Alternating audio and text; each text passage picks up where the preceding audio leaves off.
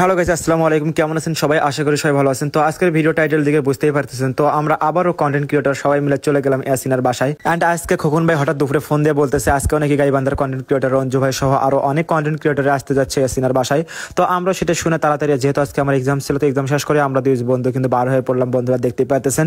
তো যাই হোক, আমরা সোজা একদম চলে আসলাম স্টেশনে। অ্যান্ড স্টেশনে তো দেখতেই পারতেছেন এখানে কিন্তু অনেকে আসছে, বাট আরো দুই একজনের জন্য আমরা অপেক্ষা করতেছি এখানে। তারা আসলেই কিন্তু আমরা একদম সোজা রওনা দেবো ইয়াসিনার বাসায়। তো যাই হোক বন্ধুরা, তারপরে যার জন্য অপেক্ষা করতেছিলাম সে কিন্তু এসে গেছে। অ্যান্ড এখানে আমরা কিছুক্ষণ দাঁড়িয়ে থাকার পর সে কিন্তু এসে গেছে।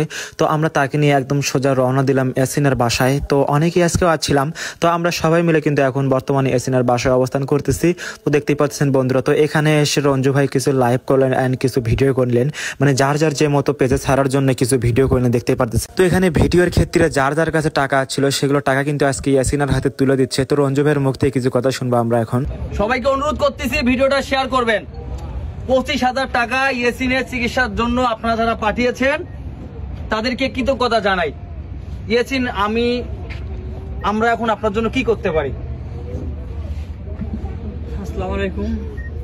আপনারা আমার জন্য সবাই দোয়া করবেন, আর আপনারা যারা আমার জন্য চেষ্টা চালিয়ে যাচ্ছেন তাদের সবার জন্য আমি দোয়া করব যাতে আমার চিকিৎসাটা করাটা তাড়াতাড়ি হয়। আপনারা সবাই আমার জন্য সহযোগিতার হাত বাড়িয়ে দিবেন।